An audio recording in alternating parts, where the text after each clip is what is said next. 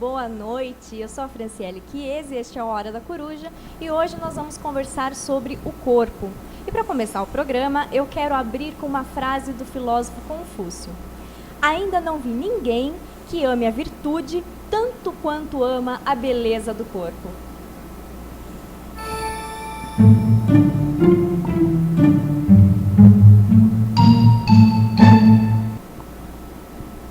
Boa noite, bem-vindo à Hora da Coruja. Hoje, então, a nossa conversa é sobre o corpo e os nossos convidados aqui são o Paulo, que não desgruda de mim, está aqui toda semana. Tudo bem, querido?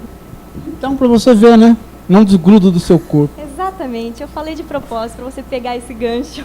Tá bonito, hein? Obrigada, amor. E corpão, viu, Fran? Duas pessoas, obrigada, viu, paixão? Depois da noite a gente conversa. Tá bom. E dois amigos nossos, o Andrei, que já esteve aqui no programa várias vezes. Tudo bom, Andrei? Tudo bom, eu agradeço mais uma vez o convite, agradeço a Fran, o Paulo, muito obrigado. E a Fabíola Falangue. Isso, tudo bom, Fabíola? Tudo ótimo. Bem-vinda, viu? Hora Muito da obrigada. Coruja. Obrigada. Então, você que gosta tanto do corpo, eu vou deixar você começar a falar sobre o corpo. O certo seria o Andrei começar falando sobre o corpo, né? Que a última vez que o Andrei esteve aqui, ele só falou sobre o espírito. Lembra que Exatamente. ele tinha voltado daquela viagem papal, Isso. estava empolgadíssimo, né? Estava todo espiritual. Estava espiritual. Sim, é verdade, é uma boa. Pois é, mas é a ideia de que o corpo ele é fundamental justamente porque a gente começa a pensar a possibilidade do pensamento sem o corpo. Então, será que isso é possível? Parece que não. Então, parece que o corpo e o intelecto, o pensamento, a mente, são duas coisas que, em termos de filosofia, o homem está tão atrelado que, de alguma forma, o homem é capaz de pensar a possibilidade, ao menos a possibilidade de viver infinitamente. No entanto, quando ele olha para o corpo, é um corpo que se dissolve. Então, parece que o homem vive uma espécie de dilema vital, né? A possibilidade de pensar o infinito, a vida infinita, e por um outro lado ele é um intelecto que está ancorado num corpo que desaparece. Então, de alguma forma, isso é visto como um dilema, né, por alguns autores, como o Camus, como o Ernest Becker, o próprio Pascal. E até mesmo a religião, que se a gente fosse pensar, talvez não devesse se preocupar tanto com o corpo, mas diz que não, a gente tem que preservar nosso corpo, né? Quer dizer, o corpo é tão importante quanto a alma. Sim. Em termos de cristianismo, na verdade, o cristianismo entende o corpo como uma espécie de templo de Deus, né? Então, na verdade, assim, essa divisão corpo e alma está no século XVI, XVII. De alguma forma, no Antigo Testamento, eu não sei se a gente poderia falar de uma cisão tão dura como nós vemos, por exemplo, na obra do Descartes, as meditações metafísicas, que isso está bem polarizado, né, com a mas filosofia também moderna. numa época em que o corpo acabava logo, né, acabava rápido. Sim. E a gente volta a essa discussão agora de ter um corpo separado da mente, porque agora a gente tenta preservar a nossa mente para o futuro. Quer dizer, a gente sabe que a gente vai poder substituir nosso corpo, seja com outro corpo mesmo, de carne e osso, ou como um computador, por exemplo. Ou seja, transferir tudo que a gente pensa, sente, tudo que a gente já aprendeu na vida para um software. Para um software, né? Deixar o hardware. E deixar o hardware. Exatamente. Ou trocá-lo, né? E ir trocando hardware, ou seja, uma espécie de vida infinita. Não sei se vocês viram algumas reportagens sobre isso. Na verdade, quando eu me deparo com isso, até em termos de ficção, né, hoje, de alguma forma, fazer isso totalmente a gente pode ver isso num filme, né? Há pouco tempo eu assisti um filme que a pessoa ela conseguia conservar a sua vida, ela tinha um cronômetro na mão e o dinheiro ela conseguia comprar tempo de vida. E o que é interessante é que mesmo estas pessoas que tinham uma quantidade de vida enorme, muitas delas se matavam, justamente porque o problema que eu vejo não é nem a quantidade de tempo que o corpo suporta ou não, porque alguém pode dizer que o homem pode viver infinitamente e aí, de alguma forma, ele se acidentar e desaparecer. No entanto, o problema é dar sentido a todo esse tempo, né? eu acho que o problema do homem não é nem o corpo. O problema é dar sentido a esse corpo que balança o tempo todo. Agora, eu particularmente, eu tenho pensado da seguinte maneira, apesar de nós podermos cada vez mais levar a sério essa possibilidade, né? Cada vez mais fica mais plausível que um dia, quer dizer, o horizonte não está tão distante, quer dizer, não é tão ficção a gente imaginar que possa transportar, né, o nosso aparato mental para um lugar e ir trocando o hardware, né? Quer dizer, isso, né, não é uma coisa tão ficcional, porque a gente já está trocando uma boa parte das coisas e está programando outras, né? Principalmente programando agora também, né?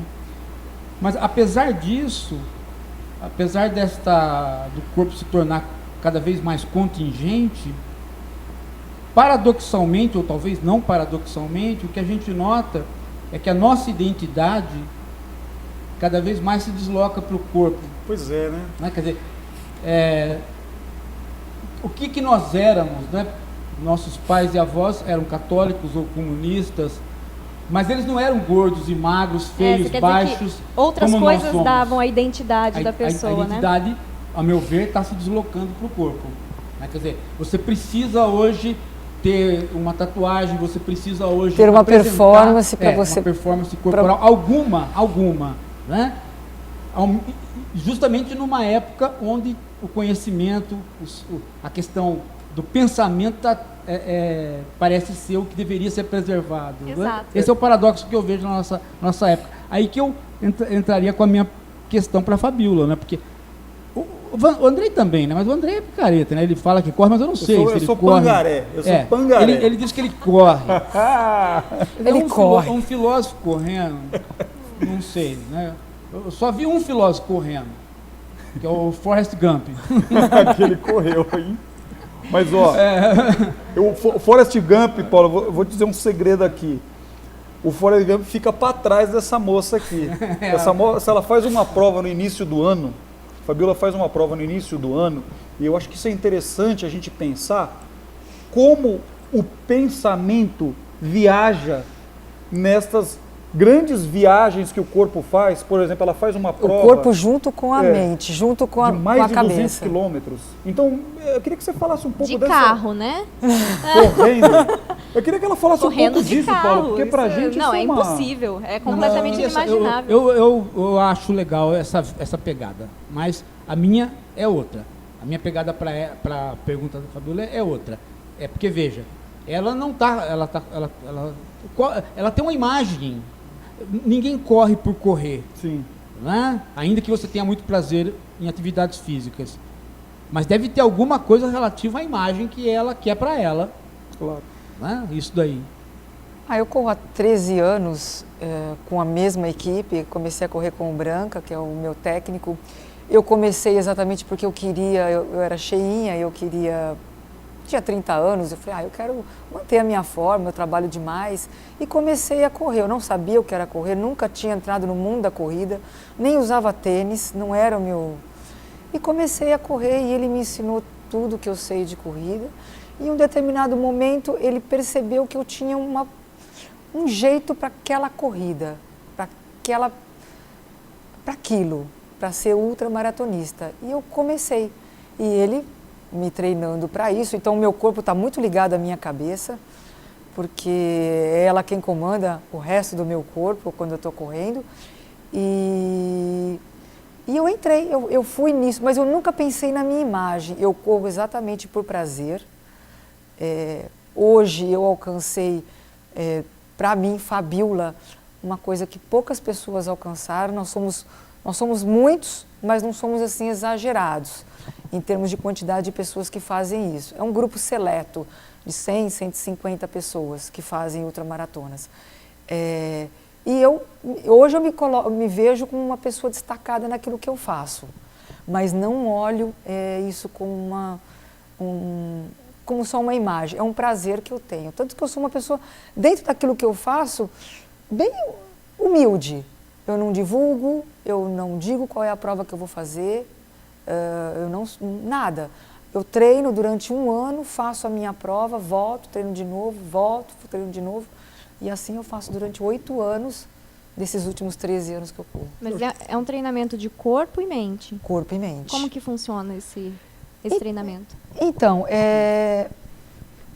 ele primeiro vê na pessoa o jeito para você fazer. Ela serve para isso. Por quê? Porque ela é focada. Como você treina a cabeça? Na insistência. Então, Fabiola, você vai treinar 10 horas uma voltinha de 500 metros. E você tem que treinar 10 horas uma volta de 500 metros. Então, 10 horas correndo num espaço de 500 metros. Na verdade, assim, quando eu vou para o Ibirapuera, então, às vezes eu vou fazer um treino longo, numa volta de 3 quilômetros, eu fico cansado, estressado. Não só pelo cansaço físico, mas é o cansaço de estar rodando naqueles 3 quilômetros continuamente. Agora, imagina só uma pessoa que trabalha horas e horas numa pista de 400 metros. Na verdade, assim, muitas corridas, né, Fabiola? Você me corrige. De 24 horas, ela é feita num circuito pequeno, justamente porque precisa de um apoio. 1000 metros. Não, tudo bem. Qualquer um de nós é capaz de fazer coisas, de fazer e não fazer coisas extensivamente e intensivamente. Ontem foi solto um dos Panteras Negras, né? 40 anos na solitária. Então, é mais cansativo, né? Ou seja, 40 anos sem correr, sem sair da solitária, né? Mas então, eu penso na seguinte coisa, o que te levou, você fala, eu vou lá, treino e saio, ok, mas você tem uma identidade corporal, física com isso que você faz. Quando você se olha no espelho, quando você se pensa como uma pessoa que gasta uma parte do tempo fazendo isso. Isso, exatamente. E inicialmente você foi... Inicialmente eu fui pela estética. Tinha uma estética. Existia uma estética. Depois eu percebi que a parte estética, ela vem depois. É muito difícil você correr 150 quilômetros, 200 quilômetros e não ser magro. Então isso é uma coisa que fica de lado. Você pode comer o que você quiser, você gasta 15, 20 mil calorias. Você não vai repor isso em 10 dias. Você não come. Então é muito difícil você não emagrecer. Então essa parte da estética, ela fica de lado. E você tem uma outra coisa que te motiva. A persistência, a dedicação, a perseverança, aquela coisa de você começar e terminar. Quantas coisas na vida a gente começa e não termina? Um trabalho, uma viagem, qualquer coisa que você se prontifique a fazer e você não termina. Aquela inscrição que você fez na academia e você não vai, aquilo que você programou e você, por algum motivo, a dieta que você resolveu fazer na segunda, que hoje em dia ninguém mais começa na segunda e não termina. Então a corrida, ela traz isso, e ela traz isso para o seu trabalho. Né? De vez em quando eu tenho um buffet, então de repente eu falo, nossa, está tão difícil, por onde eu vou? E eu penso, a corrida, pai, você é tão determinado, então você vai à frente, você leva isso adiante. E a corrida, ela faz isso. Então, o corpo, ele fica de lado. Mas é interessante que a gente tenta sempre buscar o que a gente vai ter de sucesso na vida. Quer dizer, o que é aquilo que eu vou fazer que outras pessoas não vão fazer tão bem quanto eu, ou fazem, são poucas. A gente sempre busca na vida fazer algo que vai te destacar. Sim. E eu vejo, e aí essa é a questão da identidade, até está ligado com a questão da identidade. Quando você diz que você busca isso, às vezes a gente tenta buscar isso com o intelecto.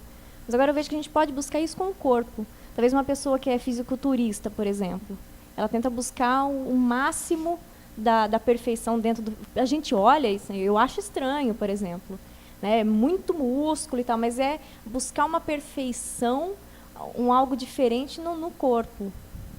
Talvez a gente esteja empurrando demais a questão para o lado estético. Né? Porque quando eu falei corpo, eu estou pensando no físico. No físico, não necessariamente na imagem do corpo. Né? Quando eu me traí, a linguagem acabou me jogando para essa. Eu estou pensando assim, Fabiola, ela tem uma identidade corporal, ou seja, está ligado a uma tenacidade. Está ligado à capacidade. Eu sou tenaz. Eu começo e termino uma atividade que é física. Então eu tenho um corpo capaz de fazer aquilo que eu quero que ele faça. Isso é uma identidade corporal, né? Então, agora, o que eu acho interessante nas corridas, né, é que o indivíduo que começa a fazer uma prova, uma maratona, vamos colocar uma prova que ainda não é uma ultramaratona, mas é uma maratona que tem 42 quilômetros. Quando a gente começa uma atividade, seja intelectual ou um projeto, a gente tem aqueles momentos de uma semana eu acho que eu vou desistir, pensando, né? Não, eu vou continuar daqui a pouco. Agora, numa corrida, você começa a prova, é como se você entrasse num túnel e que você tem que terminar lá na frente. Então, na verdade, o Branca sempre fala de alguns planos. Então, você faz o plano A, que é aquela proposta inicial que o sujeito treinou 6, 7 meses. E o treinamento de uma maratona é árduo. É árduo um treinamento de uma maratona. Então, o sujeito começa a correr aquilo, depois ele chega num certo quilômetro que ele percebe que o tempo não vai dar. Não é então, aquilo que ele ele tem que ir para um plano B. E ele tem que ter isso na cabeça. E muitas vezes, o plano B, que seria aquele tempo um pouquinho maior, ele também não vai aguentar, porque comeu alguma coisa, não está no dia, o corpo não deixa. Então, eu acho que é interessante pensar é que muitas vezes nós pensamos que o nosso intelecto manda no corpo. E numa corrida, num determinado momento da prova, a gente percebe que parece que acontece o contrário. O corpo parece que tem alguma autonomia. E ele que diz a você o seguinte, olha, agora que você está no quilômetro 32, então você teve uma cãibra, você quer correr, mas você não vai correr. Então, é interessante que muitas vezes na prova a gente vê pessoas tão tristes, chorando, e aparece um corredor ajudando. É justamente, na verdade, o corpo mandando no intelecto. Então, isso acho que é legal de pensar. Eu queria chegar, chegamos onde eu queria chegar, sem querer, né? Quer dizer, quem faz essa, na filosofia, quem descobre essa situação é o Nietzsche. No Zaratustra tem uma figura chamada a pequena razão e a grande razão. E ele fala assim, olha, a grande razão não é quem você pensa que é. A grande razão não é, o pensamento. A grande razão é o corpo. Porque quando esta grande razão diz para você, não faça, né, você não faz. E quando a pequena razão, que você pensa que é a grande, ela diz, faz, muitas vezes você não faz. Ela não manda tanto quanto... Quando nós conseguimos entender que a grande razão é corporal, né, e ela tem uma racionalidade, grande razão, né, ela tem uma racionalidade, né, aí nós vamos começar a nos entender. Por enquanto, nós não estamos nos entendendo. Né? Porque a gente pensa... Que é uma coisa que você pode falar para alguém que não faz uma atividade física, e ela vai ter uma dificuldade de entender isso. Sim, sim. O atleta, ele percebe isso numa prova. O atleta percebe isso numa prova. Então, o que acontece muitas vezes? Às vezes a gente encontra em alguma prova, acho que a Fabíola já deve ter visto isso, um marinheiro de primeira viagem. Sem dúvida. Então, o que acontece? O sujeito não se preparou, não sabe a alimentação que deveria ter de forma adequada, ou seja, não conhece o próprio corpo, não se hidrata de forma adequada, e aí vai para uma prova. E aí lá na frente ele percebe que ele quer completar a prova, mas tem alguma outra coisa que vai dizer... A grande razão diz não vai. Que vai dizer o seguinte, olha, você esqueceu que eu estou aqui? Você esqueceu que em algum momento do treinamento você deveria ter me escutado e percebido que você não deveria ter comer isso aqui? Você deveria beber água ali? Você deveria ter treinado aquele dia que você... sabe? Não foi. Porque você não foi treinar, entendeu? Então, eu encontrei um maratonista em Curitiba, foi a primeira maratona que eu fiz em 2004. A gente se encontrou no quilômetro 18.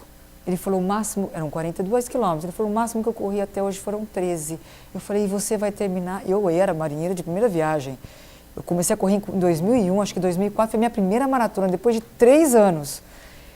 E eu falei, pensei comigo, será que ele vai conseguir? E ele não conseguiu. O corpo dele não permitiu que ele consiga. Ele nunca tinha sentido aquilo. Ele nunca passou por aquilo. Como é que ele ia conseguir? E ele não conseguiu. Ele parou no meio do caminho.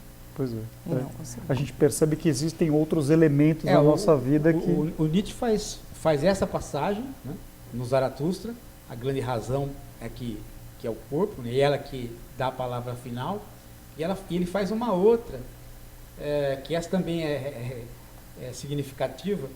Ele diz a seguinte coisa, né, que se não fosse o baixo ventre, os homens se considerariam deuses. Aí por uma outra via, né? Por uma outra via, quer dizer, se nós pudéssemos nos livrar da grande razão que é o corpo, né? Nós temos tanto poder, né, que nós nos acharíamos deuses. Mas a gente está tentando, né? A gente está tentando até modificar geneticamente agora várias doenças com que as pessoas nascerem. A gente está tentando já eliminar essas doenças para o corpo nascer já melhor, né? Então, esse é um outro elemento que é um elemento que vai mobilizar aí. Aliás, esse outro elemento, que é a eugenia, né, a volta dos projetos de eugenia, eles vão nos mobilizar de uma maneira até... Já estão nos mobilizando. Não sei se vocês sabem, já há cursos de bioética separados dos cursos de filosofia. Já é um nível de graduação. Isso já é uma preparação da sociedade para escapar de uma discussão mais profunda em termos de bioética. Porque se essa discussão vier bater em nós filósofos, nós somos conservadores. Nós vamos criar problema para o desenvolvimento. Sim. Então já está se criando uma discussão em bioética separada da filosofia, né, que é para solucionar, que é para acomodar a situação, que é para justificar essa situação que tem um nó, né? Tem um nó. Nos Estados Unidos você tem uma eugenia liberal. Você pode ir numa clínica programar o seu filho. Né? Você pode programar para não ter doença, mas você pode programar esteticamente. A cor dos olhos, né? Algumas coisas os bebês assim. de planilha, como eles chamam, mas, de prancheta. Na Europa, isso já complica. Por quê? Porque o passado da eugenia na Europa tem um problema aí que é o fantasma do Hitler. Né? Segunda Guerra. Então cria-se um problema. Né? Não é a mesma coisa. Você não pode ir numa clínica europeia fazer o que você faz nos Estados Unidos. Então, esse vai ser um outro embate.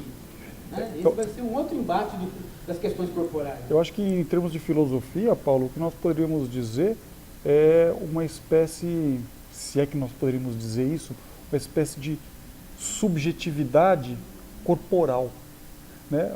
Então, por isso que eu estou insistindo na identidade. Né? Pois a identidade já se deslocou para o corpo. Sim, mas se nós pensarmos em termos de sujeito, que é um conceito interessante no século XVII, o sujeito ele foi identificado com um pensamento.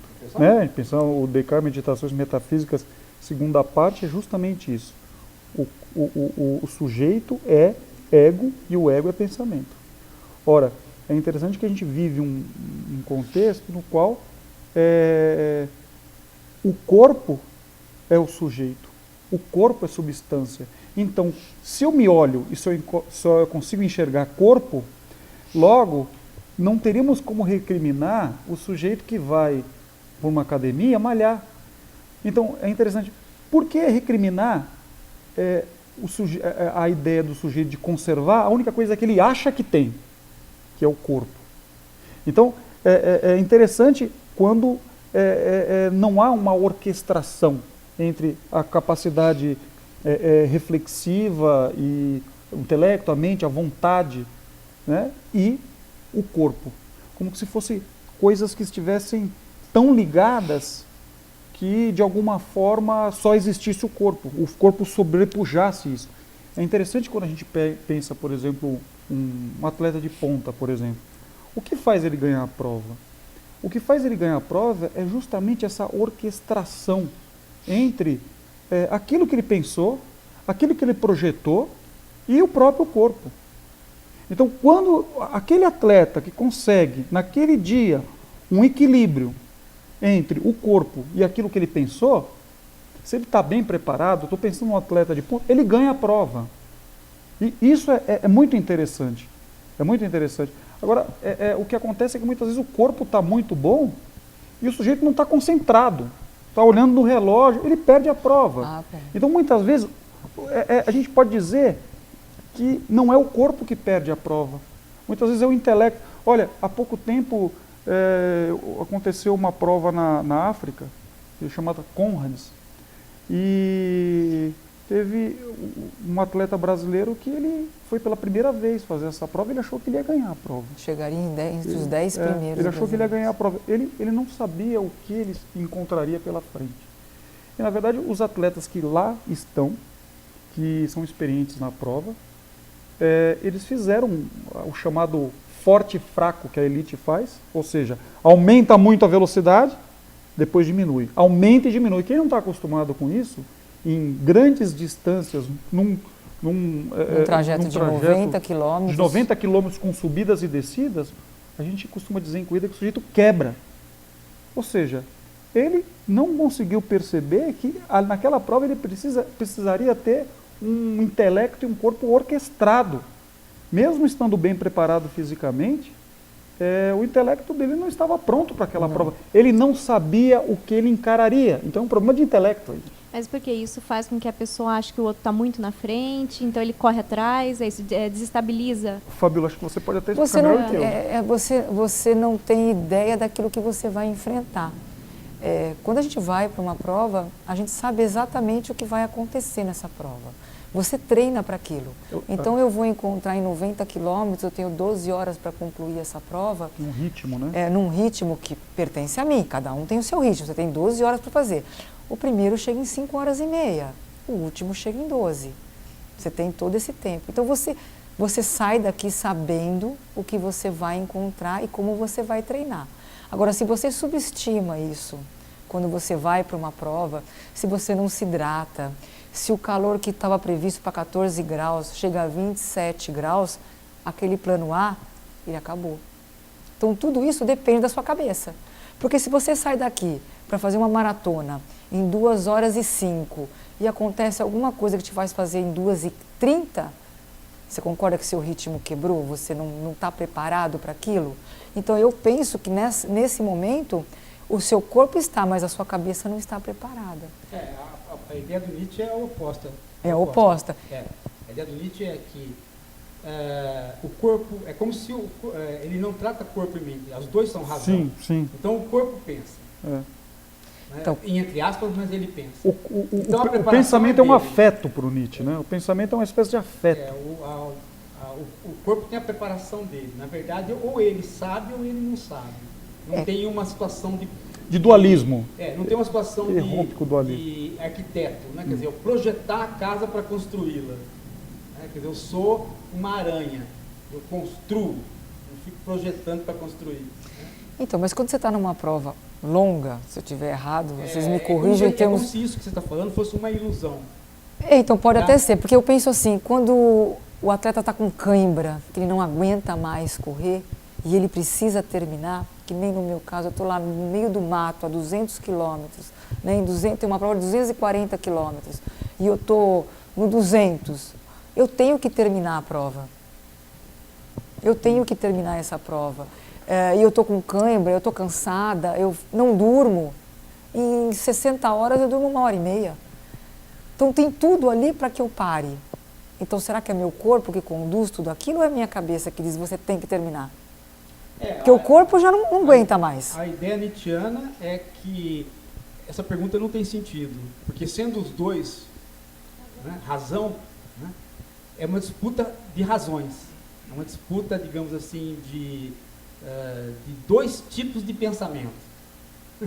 Né, e quem decide é o pensamento físico, digamos assim. Né? O outro é uma ilusão a posteriori, ou seja, você a posteriori imagina que você se preparou mentalmente para aquilo.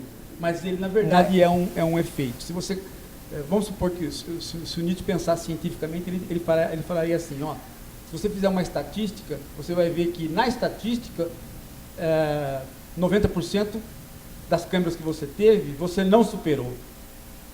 Você superou algumas e aquelas você hipostasiou como tendo sido uma vitória da sua mente. Uma vitória separada, mas não foi.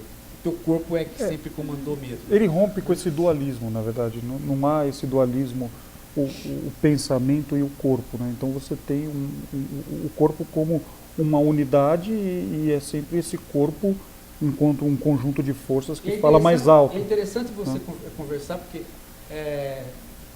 em atletas que fazem esportes onde você não tem essa possibilidade da reflexão, porque você exige movimentos muito rápidos. Muito rápido. Né?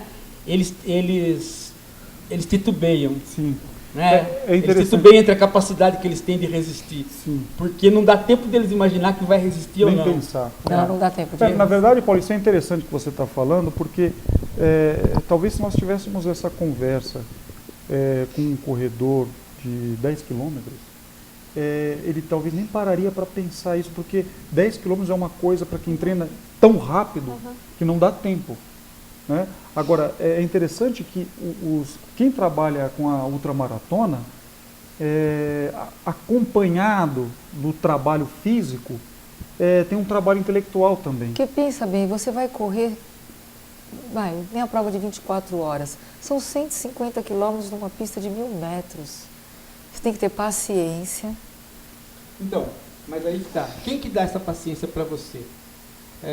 Se o Nietzsche pudesse responder, ele diria a sinestesia corporal que te dá essa paciência para você. Explica para ela o que é a sinestesia. Quer dizer, essa capacidade que você tem de sentir o seu corpo. Você tem a cinesiologia, que é o estudo disso, né? Mas a sinestesia é a vivência que você tem disso. Quer dizer, você está correndo, você sabe perfeitamente o que o teu corpo sente, o que você está sentindo num terreno acidentado e num terreno não acidentado. Essa sinestesia é o suficiente. É a capacidade que o corpo tem de enfrentar aquilo. Ele já sabe. Ele caiu num terreno, ele caiu no outro. Você jamais vai imaginar, né, você jamais vai pensar, estou num terreno acidentado. Porque antes disso, ele já pensou por você. Ele já sabe e ele já está andando de maneira diferente. Ele já está correndo de maneira diferente. Você não precisa decidir por isso. Né? É mais ou menos isso que eu estou entendendo dessa ideia. Né? Porque nos esportes mais rápidos, o que decide, na verdade, é a sinestesia. Né? Sim, porque o sujeito não tem nem como pensar. O Bolt, será que ele tem como pensar, agora eu vou dar uma passada um pouco maior, outra menor? Não. Dá a largada, a hora que ele acorda, ele já terminou. Né? Então, justamente, nesses esportes, parece que a ideia de que o corpo pensa, né, pareceria muito mais forte. Agora, num ultramaratonista, parece que ele fica monologando. Parece que ele pode controlar. Pois é, ele fica monologando. E o problema disso, interessante que o Paulo falou, parece que ele pode controlar, e isso é um cuidado que o ultramaratonista tem que ter. Por quê? Ele pode. Porque, só um segundo, Paulo, porque o que acontece é justamente que o sujeito está correndo e ele acha que ele pode controlar, mas quem está de fora olhando, muitas vezes percebe, olha, esse corpo aí já não dá mais. E o sujeito, ele continua lá, ele tá correndo assim, ó. Então, na verdade, assim, o que é interessante é ter um apoio, não dá para fazer esse tipo de prova que a Fabiola faz sozinho. Então, você tem que ter um apoio, tem que ter pessoas, justamente porque você é incapaz de julgar de forma adequada o seu verdadeiro estado. O que aconteceu com aquela Suíça? Foi Suíça que fez a maratonista que chegou... Quando foi, gente? Como é que ela chama? Na Olimpíada, que ela chegou... Na Olimpíada, que ela chegou cambaleando. Então, talvez ela pense, talvez assim, então, a imagem que ela tinha dela mesmo é que ela não estava cambaleando. Pois é, então é que tá. Por isso que hoje que nem é permitido mais. Os médicos, quando percebem que a pessoa ela não tem mais condições de julgar, né? Mas veja, mas aí é que entra a tal história. Quem está de fora, aí que entra aquela história que a gente lida em filosofia, que é a perspectiva da primeira pessoa e a perspectiva da terceira pessoa, né? A perspectiva da primeira pessoa é você pensando com você mesmo. A perspectiva, né, da terceira pessoa é quem está olhando você. Essa pessoa que está olhando você, ela tem que considerar sujeito quem? Você decidindo ou seu corpo? O seu corpo é o sujeito nessa hora. É o corpo. Ele é o sujeito. Ele é o eu. É quando a Então gente você não vê... fala, quando você fala assim, ele, você não está se referindo a quem julga, você está se referindo ao que eu estou vendo, corporeamente. Então, você tem uma transferência de sujeito. É, porque eu acho que é bem o caso de MMA, por exemplo, que é a luta. Não, mas aí... Por mais que a pessoa queira continuar Exatamente. lutando, chega uma hora que o juiz interfere e fala assim, não, você não tem mais condição você de, não tem mais de continuar condição. lutando. Eu já Não, tive eu tenho. muitas provas que eu levo as pessoas que estão comigo, a minha equipe, e eu tenho meu chefinho, que eu chamo, que é o Gustavo, que ele falava pra mim, Fá, vamos sentar 5 minutos para você trocar de tênis, comer alguma coisa, dar uma descansadinha para a gente terminar. Por quê? Porque ele está vendo que fisicamente eu quero continuar, mas naquele momento, se eu parar 20 minutos para descansar, o rendimento vai ser muito melhor, mas ele consegue Mas ver tem de que ter um olho de fora, então. sempre tem que ter um olho de Veja fora. que eu estou tentando conduzir a conversa para a seguinte coisa, né? Quer dizer, essa situação que a gente vive no esporte, ela não é uma situação do esporte, ela é uma situação contemporânea para todo mundo. Ou seja, todo mundo está preocupado em ser sujeito, não mais a partir de si mesmo, mas se olhado pelo outro, e o outro identificar você como sujeito, aquilo que está lá. Aquilo que está lá. Aquilo que está lá é quem? Ah, sou eu lá. Quem é você? Não, é um católico? Não. Quem que é você? É um gordo. Ah, quem que está lá? Um comunista? Não. Quem que está lá? Um alto. Ou seja, quando eu saio à rua, eu não quero ser eu pelos meus pensamentos, porque eu não vou apresentar meus pensamentos para ninguém. Eu quero ser eu como um maratonista. Ou seja, se eu estiver cansado, o meu técnico vê no corpo e fala, olá, a Fabiola cansada. Então, é uma situação que está valendo para todo mundo. A nossa identidade está se deslocando para a carcaça. É interessante Vocês estão conseguindo ser claros. o Sloterdijk, que é um autor que você conhece, Paulo, ele tem um texto chamado Desprezo das Massas. E nesse texto ele diz o seguinte, que as pessoas, quando elas estão nas multidões, elas deixam de ser pessoas e acabam se comportando e vendo os outros como coisas. Então isso é interessante, coisificando, enquanto res, né? Então é interessante isso, porque essa coisificação de todos, a gente vê isso no trem, por exemplo. Eu pego o trem para ir para Mogi das Cruzes às sextas-feiras para trabalhar, eu dou aula na faculdade Paulo VI, e é interessante que às vezes tem alguém que está querendo entrar no trem e a outra querendo sair, e eles não se veem mais como pessoas, como coisas, de fato. E quando tem uma coisa que está na minha frente, que me impede de sair do trem, o que eu faço com essa coisa que me impede de andar? Eu chuto. Então, eu acho que de alguma forma há uma consequência moral nisso. Moral, o modo pelo qual as pessoas se tratam, mas isso coisificando. Foi o que eu pensei agora. Se essa for a nossa realidade agora, se a gente estiver caminhando para isso, e que me parece que nós estamos, vai ter consequências e a gente vai ter que repensar toda uma filosofia. O que eu tô pensando, e que foi um pouco aquilo que eu escrevi lá naquele O Corpo, de Ulisses, lá, O Corpo, naquele livro lá da Ática. O que eu estou pensando é mais ou menos o seguinte, né? Quer dizer, o que eu estou falando é, na verdade, uma resposta a essa situação. Né? Por quê? Porque se eu tiver uma coisificação geral, se tudo que eu olhar for coisa, logo eu vou perceber que os outros estão me olhando também como coisa. Né? Então eu tenho uma saída. Qual? Eu não posso sair com um microfone dizendo o que eu penso. Ao contrário. Hoje em dia é bom você não fazer isso, né? Cada vez mais. Né? Então é interessante que eu faça o quê? É interessante que eu avise os outros, pelo meu físico, pelo meu corpo, que eu não sou coisa. Então e é um paradoxo, por quê? Porque eu vou pôr uma tatuagem, porque aí todo mundo vai saber que eu estou diferente. Aí eu saio, está todo mundo com a mesma tatuagem. Assim, ó, eu vou pôr um bigode, eu quero ver. Porque agora eu quero ver quem vai ter coragem de usar um bigode, um bigode laranja. Aí eu saio, tá todo mundo de bigode laranja. Ô Paulo, essa coisa que você está falando... Aí agora eu vou virar gay. Eu quero ver se meus amigos têm coragem de virar gay. Eu saio gay, todos meus amigos eram gays já, saem também gays. Né? O Homer Simpson tem um desenho que ele faz isso.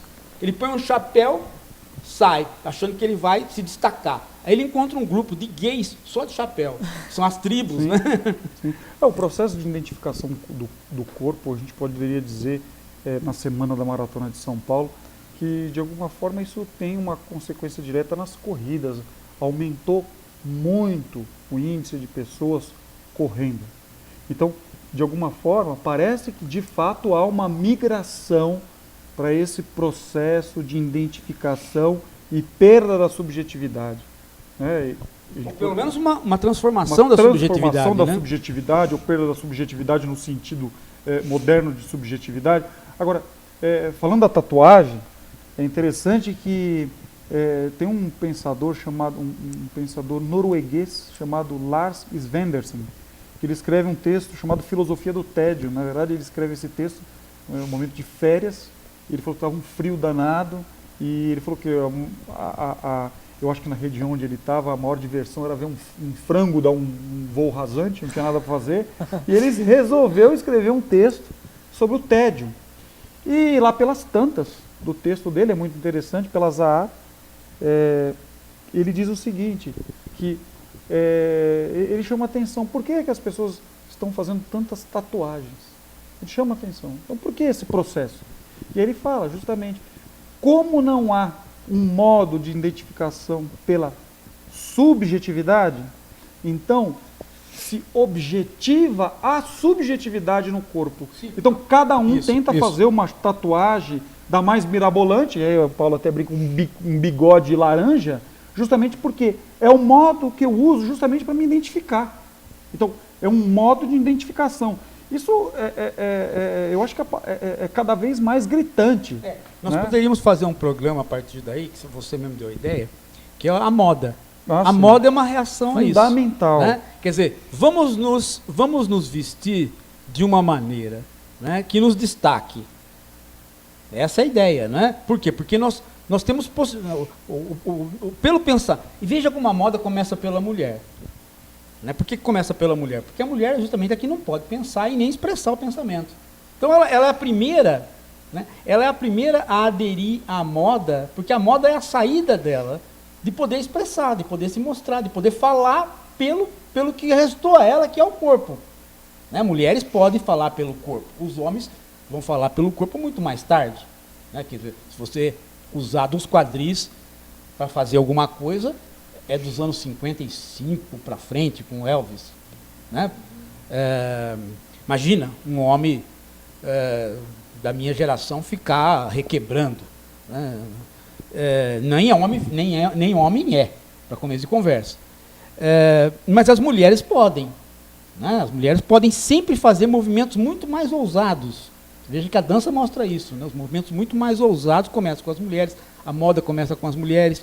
Você tem a possibilidade de fazer o quê? Né? Você tem a possibilidade de... Bom, eu vou falar. As mulheres transformam essa subjetividade mais cedo, até porque elas se reificam mais cedo. Né? O homem é coisa, mas a mulher é objeto, é pior do que a coisa. Não é pior do que a coisa, quer dizer, a mulher é a coisa que você mexe. Então você acha que a mulher começa nessa época em que ela não pode fazer isso, ela começa a tentar mostrar uma subjetividade através da moda. A transformação me parece ser que a mulher pega esse... Muito mais rápido. Né? Ela pega primeiro essa possibilidade que agora atinge todos nós. Que começa a atingir todos nós. Todos nós estamos tentando nos destacar de alguma maneira. Veja o fenômeno do Facebook. O que é um fenômeno do Facebook? O fenômeno do Facebook é simplesmente a seguinte coisa. Eu me mostro. Cada vez mais eu me mostro. Me mostro como corpo. Nós vamos para uma festa, o que nós fazemos numa festa? Ninguém vai ficar curtindo a festa, porque todo mundo está preocupado em mostrar a fotografia nossa na festa. Né? Você comprou hoje uma roupa para o Pitoco, mas qual era a preocupação? De botar rapidamente no Facebook para os outros cachorros, que também já estão aderindo, né? Que o Pitoco está de roupa nova. Porque o que é importante para o Pitoco? Porque o Pitoco é um Golden. Para ele ser um Golden pitoco, ganhar uma identidade que diferencia dos outros, ele tem que ter uma roupa nova também. Então, ele também está passando pelo mesmo processo. Inclusive ele tem Facebook também. Olha só. Mas, Paulo, mas é interessante pensar quando você. O que eu estou querendo fazer, André, é só o seguinte: é só mostrar que a condição da Fabiola está se universalizando. A identidade do atleta, que é uma identidade do treinador, que o treinador é que dá a identidade para ela. Ela está correndo, ela não tem mais identidade, é ele que dá a identidade para ela. Ele que fala, você, Fabiola, está cansada agora. É ele que vai montando esta Fabiola. E o que está acontecendo com todos nós. Todo mundo é técnico de todo mundo. Eu vou olhando para você e vou montando você olha para mim e vai montando. Nós estamos nos vendo e nos montando corporalmente. Qual é no caso da Roberta, qual é a indústria próxima dela que está florescendo? Plástica. Sim. Né? Por quê? Né? Por que a indústria de plástica florescendo dessa maneira? Né? A gente precisa de uma identidade. Eu preciso... Poxa vida. Né? Eu me lembro de 2 alunos meus que eram gêmeos, né? Aí quando eles fizeram 19 anos, a primeira coisa que eles fizeram foi operar o nariz para ficarem diferentes. Né? Eu sou gêmeo, mas nunca pensei nisso. Você vê, né? Eles estavam irritadíssimos, e ainda tinha uma novela, que era vocês são jovens, vocês não lembram. O Tony Ramos fazia lá o Quinzinho e outro cara, que eram gêmeos, né? E ainda ficavam chamando eles de Quinzinho, os dois irritadíssimos. Quando eles puderam operar, eles operaram, né? Para ficar diferentes. Mas esse processo de identidade, Paulo, eu acho que ele pode permear não só o corredor, mas, por exemplo, ele pode permear um intelectual também. Por exemplo, se a gente pegar a ideologia da especialização, né? Quando há um intelectual que ele, de alguma forma, tem uma credencial acadêmica justamente porque ele justifica o seu pensamento a partir do que uma outra subjetividade disse. Ele é um especialista naquela subjetividade. Então, eu acho que, de alguma forma, acaba sendo um pensador montado. Eu acho que dá para trazer o que você disse, essa montagem do corpo, para aquilo que está muito mais próximo do nosso dia a dia, como professor. Sim, claro. Eu não sei o que você acha disso. Não tenha dúvida que... intelecto montado. Porque você tem uma transferência da montagem do intelecto, mas eu acho que nós não estamos mais vivendo isso. Eu acho que nós estamos vivendo uma subjetividade montada, mas montada corporalmente. Ninguém mais é professor por saber alguma coisa. As pessoas são professores agora por ficarem carecas. Agora, né? Até pouco tempo era para ficar cabeludo. Né? Tanto é que pessoas que têm uma habilidade para convivência, elas sabem quem é professor, quem é médico, quem é fisioterapeuta, de longe.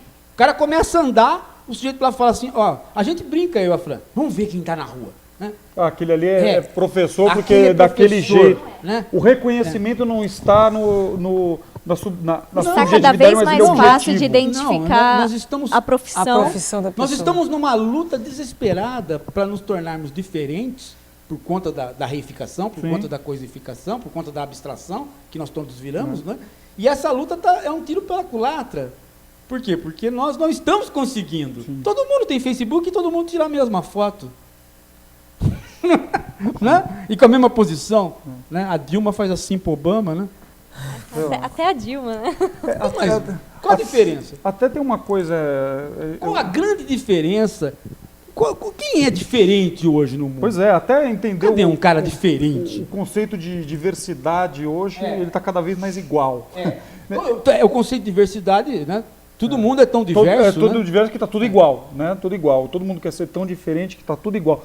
Na verdade, assim, é até interessante quando eu vou, às vezes, assistir algum filme, eu, às vezes, não consigo reconhecer os personagens porque eles estão tão iguais em termos de físico, que eu não consigo. A Fran tem esse problema, não sabe quem é ninguém. Pois é, mas é que são tão iguais, parecem ciborgues. Agora, uma coisa interessante pensar também, Paulo, Fran e Fabiola, é a ideia de que a mulher, ela se reconhece ou se mostra justamente pelo fato de ter uma roupa, seja o que for. Agora, o que tem muitas mulheres que fazem o diferente, né? No sentido de que eu preciso ficar feia para ser inteligente. Sim, a gente vê isso muito na filosofia. Isso, a menina chega, primeiro ano de filosofia, linda. O segundo ano de filosofia, aí começa aquela ideia, ó, é bonita, é burra. Né? O que não é, isso não é evidente. Exatamente. Tem Gente, muitas o mulheres preconceito com relação a lindíssimas isso e que são é inteligentes. absurdo. E o que ela começa a fazer? Algumas. Ela começa a ficar, muitas, assim como você. ela começa a ficar feia, ela começa a se feificar, Sim. justamente Lógico. começa a usar umas roupas, ela começa, ela se desmonta, vamos dizer, em vez de montar, ela se desmonta, justamente para Essa é mostrar. uma montagem. É uma montagem às avessas, porque ela se desmonta justamente para mostrar, olha, agora estou lendo Kant igual o homem. Sabe aquela coisa? Agora eu leio Kant igual vocês. Então, eu não sei se... ler Kant igual homem é uma frase excelente, né? Pois é. Vou ler Kant igual o homem. Vou ler Kant igual o homem. Ler Kant igual homem aí, cara. Agora eu tô lendo Kant direitinho, né? Tô lendo Kant igual o homem. Então, assim, na verdade, assim, eu penso que isso é um problema. Que a mulher, ela pode ser bonita e pode ser inteligente. Eu não vejo contradição nenhuma Lógico que nisso. não, olha aqui, eu tô aqui, o Pois exemplo é, a disso. Fran, a Linda, Fabiola, a doutora fantástica. Roberta, belíssimas. Veja Moças só, Fabiola. belíssimas. Fabiola, Fran, Andrei, veja só o que um líder do movimento gay me disse um dia. Não, veja só, e é um cara esclarecido, não é um cara de periferia, não. É um cara de ponta, um cara que não só como líder de movimento é bom, como intelectualmente é bom. Mas veja só onde ele caiu. Ele estava reclamando outro dia de que uma novela da Globo estava pondo um estereótipo gay. Eu falei, eu não estou escutando isso. Quer dizer que para ser gay tem que ter um padrão? Ah, não, é porque esse gay está muito afeminado. Eu falei, para. Né? Você vê? Olha só. Sim, eu até né? sei por onde ele estava indo. Né? Então, veja só como cai, né? Porque a ideia era, vamos nos diferenciar. Então, ok, então não vamos mais ser afeminado, porque afeminado ficou o estereótipo. Aí, eu saio disso, quem não sai, precisa sair. E aí a ideia de diversidade morre. Justamente. Né? Quer dizer, veja como pega pelo cachorro correndo atrás do rabo, né? Você sai e depois você volta para o mesmo ponto. É justamente o cuidado, Paulo, que nessas manifestações as pessoas precisam tomar, justamente porque elas vão para a manifestação justamente para manifestar individualmente o que elas desejam, o que elas pensam. O problema é quando isso começar a ter um certo controle, e aí ela tem que manifestar aquilo que os outros querem que ela manifeste. Como você sabe muito bem que acontecia na década de 80, que o sujeito ia na rua e começava a gritar, se gritava alguma coisa que o grupo que estava gritando se pensasse um pouquinho diferente, ele era enxotado. Né? Não, ele era enxotado. Isso você não precisa... Não precisa ser a manifestação. Isso pode ser qualquer situação. Por exemplo, na Paulista, sábado à tarde.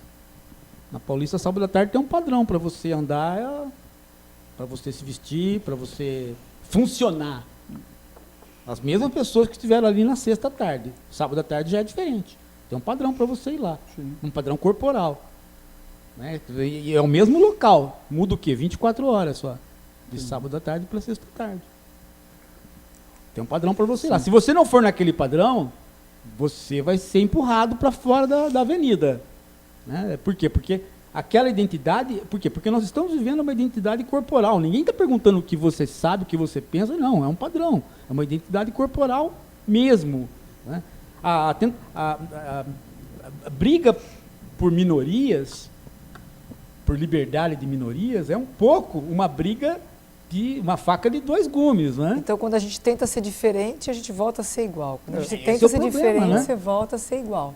Porque quando você é diferente, as pessoas te colocam de lado. Aí que você volta, aí você tenta de novo. É justamente a ideia de que nós fomos libertos dos intolerantes pelos tolerantes. E agora quem nos libertará dos tolerantes? Né? Sim, quem é que vai fazer né? A carta da tolerância do Locke, né? Todo mundo agora é tolerante. Nós temos que ser liberais e tolerantes. Ok. Aí outro dia eu estava falando assim, quer dizer que se o Hitler voltar, eu tenho que ser tolerante com ele? Vai levar até o fim o princípio. Não é verdade. Não. Né? Não é verdade isso. Né? Quer dizer, qual é o meu grau de tolerância? Pois é. Né? qual é o meu grau de tolerância. Mas veja que no que eu estava falando para você, Andrei, naquela hora nós pensarmos na Fabiola, pensarmos na Fabiola assim, quer dizer, não é só a questão do técnico dela dar identidade para ela, é a questão do técnico dar identidade para ela pelo que ele está vendo. Pois é. Nós podemos fazer uma outra coisa, por exemplo, alguns já fazem isso, né? Eu já cheguei a pegar isso como atleta. A máquina dá identidade para você.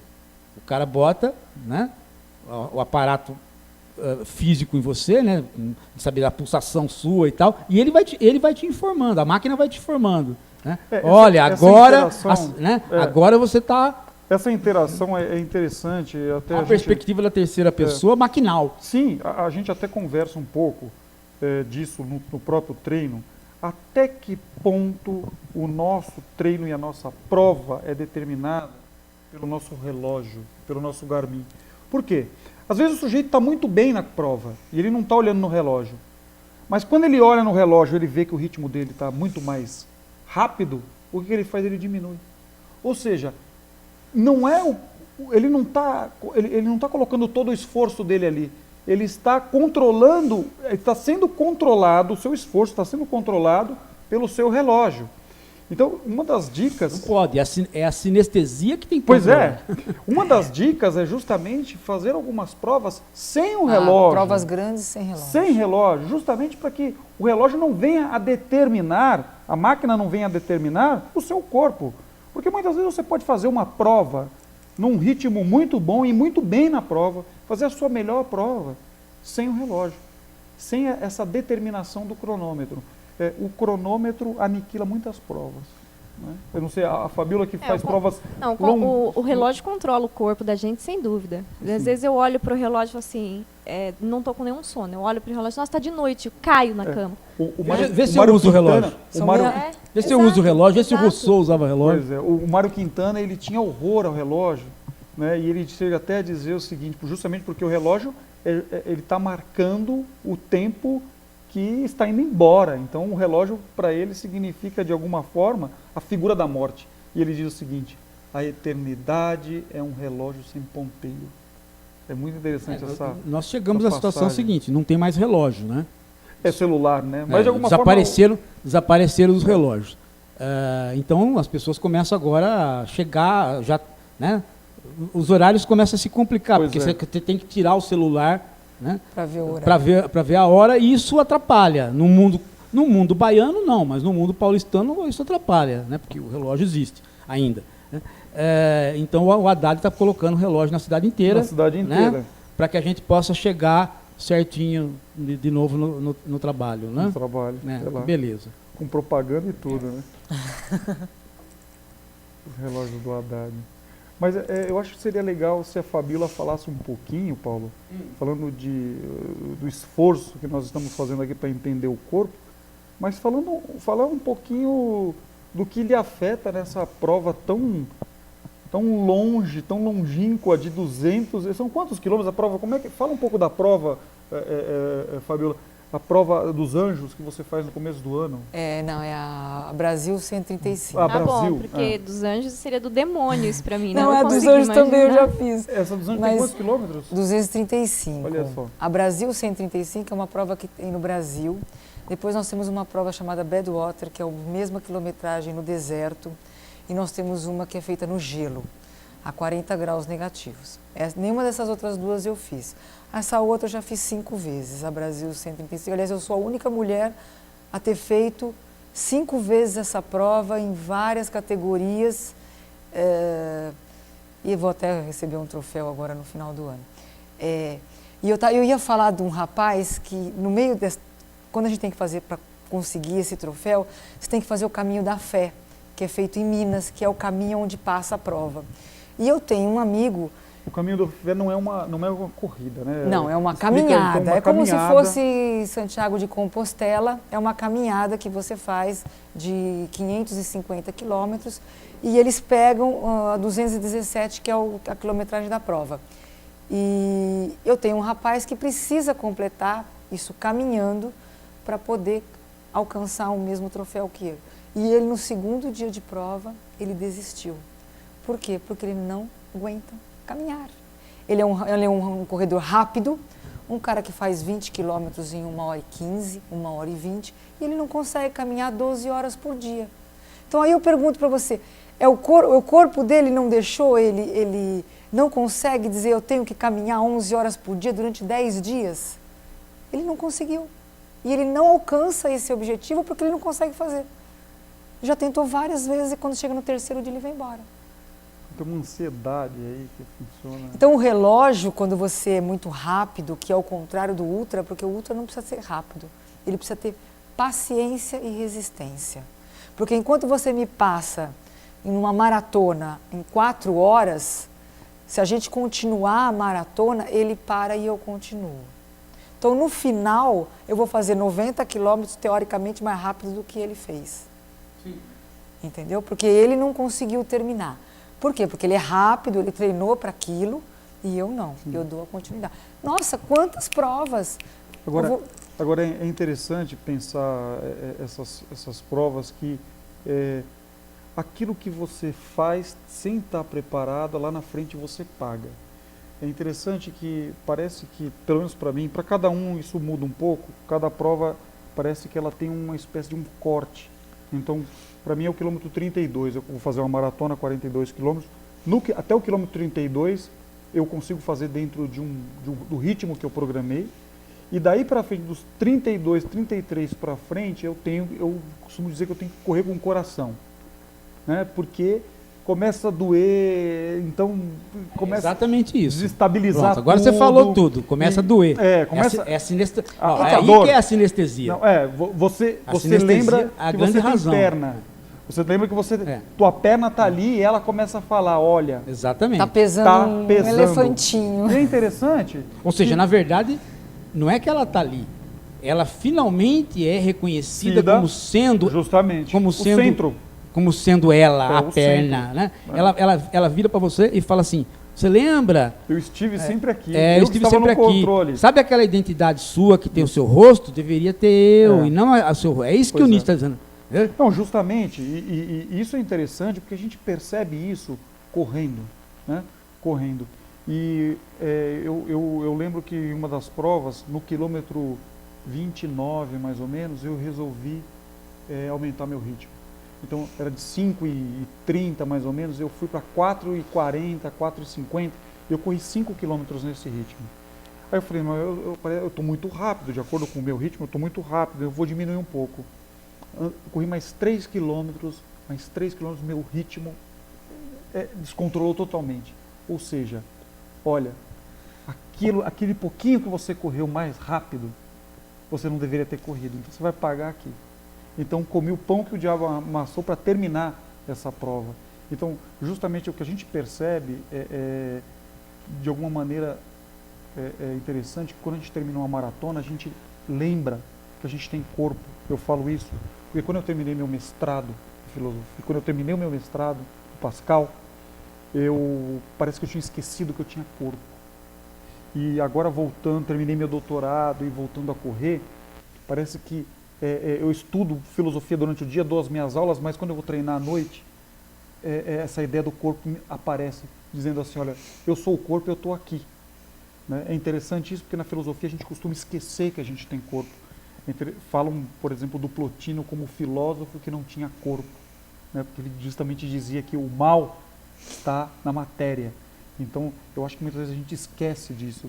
Em termos de filosofia, para mim, a corrida foi muito importante. Ela me faz lembrar. A nossa linguagem, ela está deslocada do que nós estamos fazendo. Justamente. Porque o certo para nós contemporâneos, da maneira como nós estamos vivendo, com a identidade corporal, é nós começarmos a conversar ao contrário, né? O corpo dizendo, olha, eu tenho de vez em quando um pensamento deslocado, né? A nossa linguagem é moderna. Ela ainda fala eu, apontando para a cabeça, né? Eu aponta para a cabeça, né? Meu cérebro, né? Minha mente. Isso é uma linguagem completamente maluca, porque nós não estamos mais vivendo isso. Sim. Eu quero agradecer a participação do Andrei, Já foi? a participação da Fabíola. Fabíola, eu queria que você falasse um pouco sobre o seu grupo e como que faz para participar, se alguém quiser conhecer também. Como precisa primeiro fazer uma dissertação em Pascal. Aí a pessoa começa. Aí ela fica sem corpo durante Fica sem 10 corpo, anos, vai correr, né? aí ela começa a correr. Não estuda em Pascal. Olha, eu participo de uma assessoria, que é o Branca Esportes, né? Para fazer parte, precisa ir até a equipe, entrar em contato com a equipe, conversar com o técnico. Você né? tem um site, né? Tem um site, que Tá, é o vou pedir para o Nil colocar www. para a gente, por favor. Isso, é esse site que está aí embaixo. Isso, www.branquesportes.com.br. Não pode só participar assim, mandando e-mails pelo site, sem precisar correr mesmo. Sem correr? Pode dar palpite, eu acredito que ele A vai gente com vai lá de certeza. torcida, a gente fica no final torcendo, eles vão chegar. E é uma assessoria que está aberta a todas as idades, porque nós temos, imagina, nós temos corredoras com 69 anos, 70 anos, que também são ultramaratonistas, que fazem provas de 24 horas, 48 horas, como eu, né? E muita gente que vai justamente pela amizade também, porque social, acaba né? sendo um O grupo de social. amigos. A minha mãe sempre fala assim, não ande com gente má que você se ferra. Não, mas eu tenho o grupo o Branca Esportes é muito interessante, as pessoas são muito, pelo menos o contato que as pessoas estabelecem é uma coisa que é fantástica, né? Então tem gente que às vezes nem vai correr naquele dia, está machucado, mas vai até lá, bate o papo com os amigos, o pessoal fala do uma trabalho, se troca, preocupa. né? Na verdade, acaba criando um ambiente de muita amizade, muito interessante. Tem sempre o café da manhã, tem sempre o Então nessa parte a gente participa, ó. É. Tem um Chama café o da Paulo e manhã a Fran para comer. para comer. É sempre de sábado na USP. É só aí que Estão a gente... convidados, Tô lá. sábado na USP, que apareçam Tem sempre lá. o café da manhã. Pertinho. É lá na oceanografia que a gente fica. Muito legal. Então na oceanografia na USP todo sábado. Todos os sábados. Pode a ir lá partir das tomar café da 7h30. manhã, então. Pode ir lá tomar café da manhã. E mandar um abraço pro Branca, E né? mandar um abraço pro Que Branca. está nos que é o nosso assistindo, também o pessoal da equipe, mandar um grande abraço. Branco, um abraço. Um abraço quando você quiser. Ah, também. É. Quando você quiser. Quando quiser participar. Ah, é? Ah, quando quiser participar aqui do Hora do Coruja, por favor, venha. Eu vou colocar algumas imagens também, tá bom? Da corrida de Da vocês, maratona, da maratona, a nossa- domingo agora, né? Eu vou estar correndo, a Fabíola também, nós correremos e nós teremos a nossa repórter externa, que vai ser a Roberta, né, Roberta Grabert, vai fazer algumas filmagens aí para nós e vai mostrar, A né, Roberta por hora já da coruja. treinou, porque ela correu. A Roberta correu 4 maratonas, correu 4 A maratonas. gente Roberta. começou a correr junto, a gente corre a mesma junto. A Roberta Não, ela não tá parou. correndo a 10 quilômetros, mas continua correndo, firme e forte. Não tá fácil para nós, é melhor encerrar esse programa, né? Gente, eu quero agradecer. Quero agradecer a participação de todo mundo e terça que vem tem mais Hora da Coruja. Até lá.